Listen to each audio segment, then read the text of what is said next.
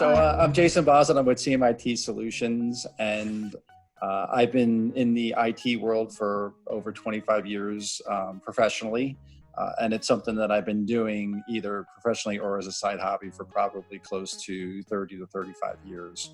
I have an extensive background in cybersecurity and malware removal going back to the early 2000s, where I used to help out on a volunteer site as a mentor, training other people on how to get other people's computers cleaned up from a lot of stuff that was happening in the early 2000s. I did that for about 3-4 years, and then had a long career at Prudential as an IT developer and innovator in the IT space. Perfect. So you know a little bit about what you're doing, basically.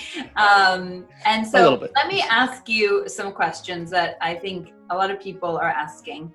Now that people are working from home, what types of threats have become more prevalent? And are these different from what businesses usually see? Yeah, so I think there's a couple things that that people work from home have to think about.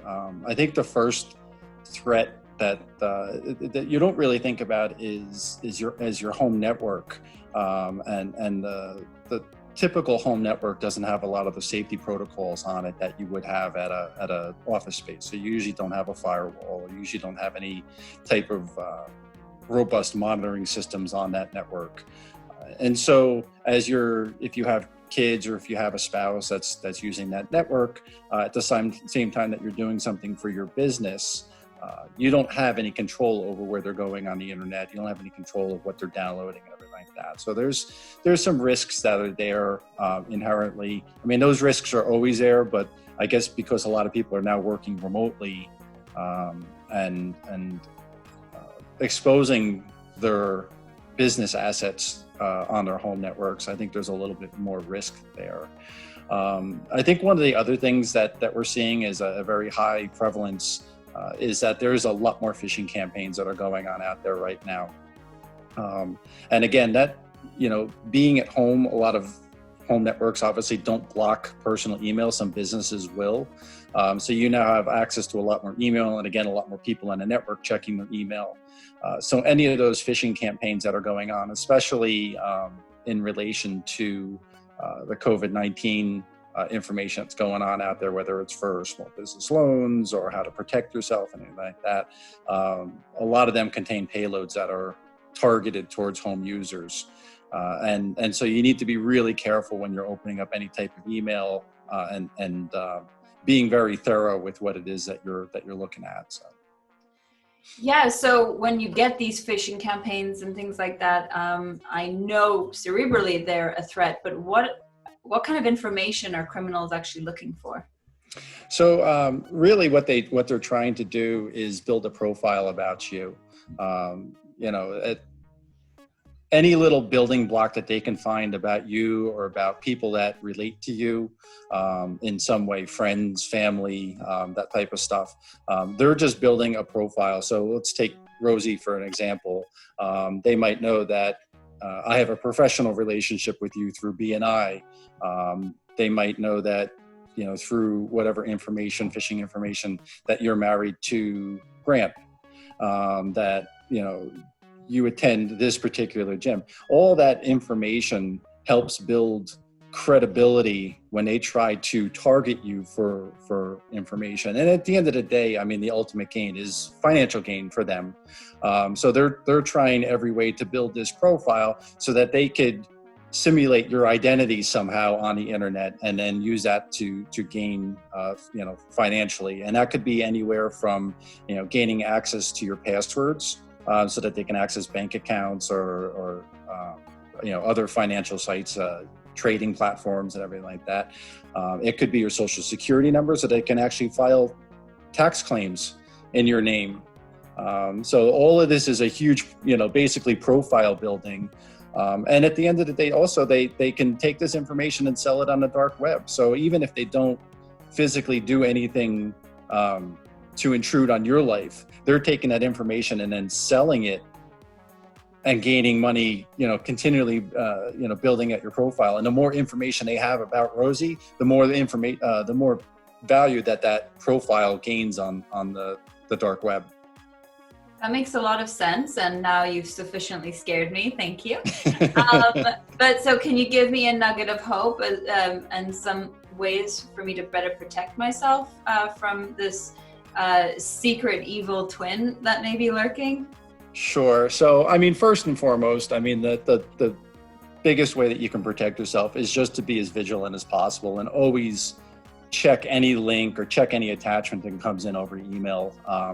Anything that comes in, you should, if you're not suspecting it from whether it's an individual sending it to you. So if I sent you an attachment, you weren't expecting something like that, your first instinct should be to call me and just say, hey, did you just send me something, or send me a text or something like that? That's always a good first step. Any link, obviously hover over that, make sure it's not taking you to any malicious sites or anything like that. So those are good first steps to take. Having strong passwords on your accounts, and not reusing the same passwords. I know during our BNI meeting we spoke about what a good password looks like, and one of the things that we like to suggest to customers is to use what's called a passphrase. So instead of using let's take your last name and putting $ in your last name and ones for the I and that type of stuff, you can use a passphrase, something like "I work at Shattered Pencil Studios" is a far better password than an 8-character password with a bunch of $ in uppercase and lowercase numbers and stuff that's hard to remember. Criminals that are trying to hack those passwords are going to have they just don't have the computing power if you have a password that's 10, 11, 12 characters long.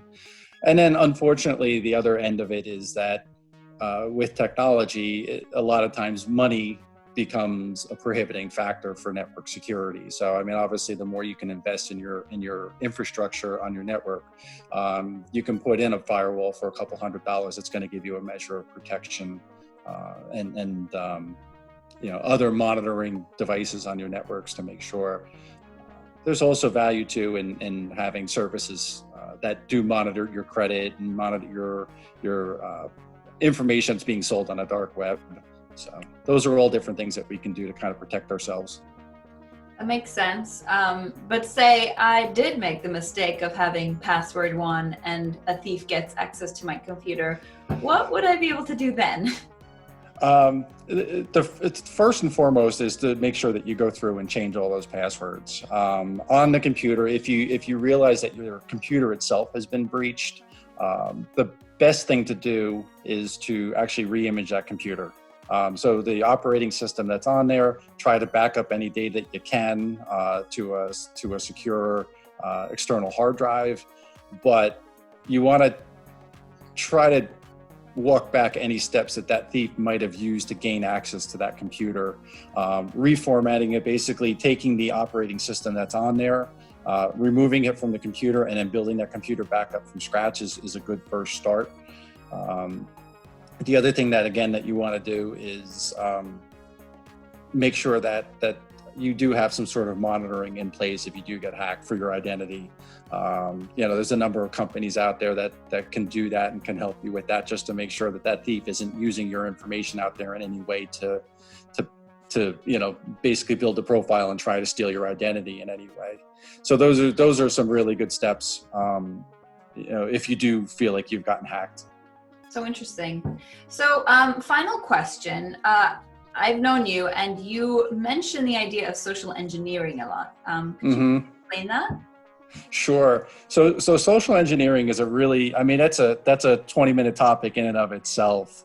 But really, what a lot of these criminals do, especially when they target you with emails, is try to create a sense of urgency to get you to perform an action.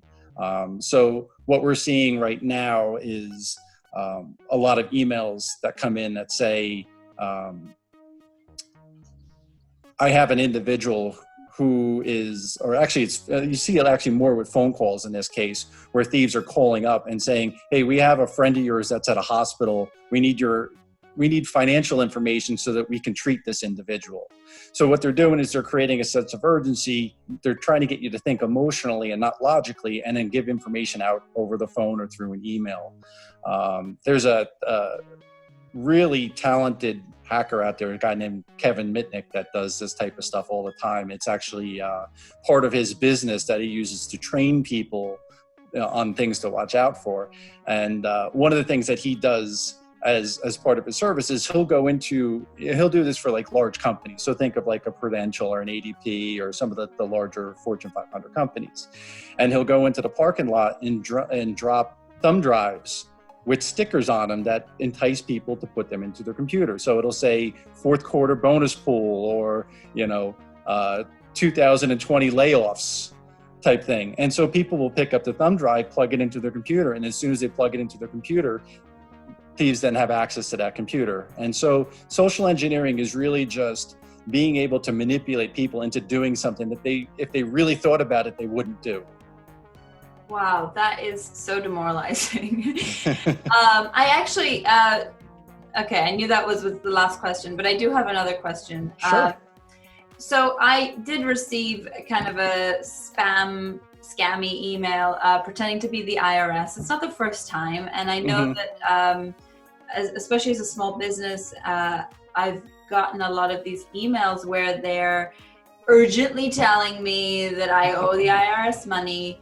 And I know that it's very obvious with the links and the graphics and the misspellings, but even so, is there any way to report, or is there any way to help catch these people? I mean, catching them is very difficult because a lot of times we're sending them from countries that normally we don't have extradition policies or really any legal authority to go and prosecute them. I mean, the unfortunate thing about the emails that are sent is that it's so easy for criminals to just send out millions of emails, and it's so lucrative for them to do this. There are sites that you can report them. I mean, the FBI, your local police station, sometimes will have, depending on the town, will have some resources dedicated to assisting. And there's also some state agencies as well that'll help you with reporting some of these emails that are going out and just creating awareness in the community. So those are some sites, especially the FBI and your state agency. There's a state agency I know with New Jersey that if you were to get ransomware on your computer, that you can report that to, and they'll have resources and people that are there to kind of assist you in that whole process. But you bring up a really good point in that those emails do try to trick you into a sense of urgency. You think of the FBI, and right away you're like, oh my God, it's the FBI. The FBI is onto me. What did I do? What did I forget about? Maybe there's something in the back of your mind is like, well, maybe that one donation I sent was really $25 and not $30 or something like that when I reported it. So there's always little things that these thieves are trying to key in on that create a sense of urgency. So the other thing that you can do too is always reach out to an IT specialist like myself. So if there's somebody that that's in the business, we can certainly help with not only looking at the email to discern whether it's a real email or not, but also what to do next should you want to report it or want to follow up on it in some manner. Perfect. I love it. Well, thank you so much for your input. I really hope this helps people stay safe in a whole new way during this work from home. So thank you so much. You're very welcome. Thank you.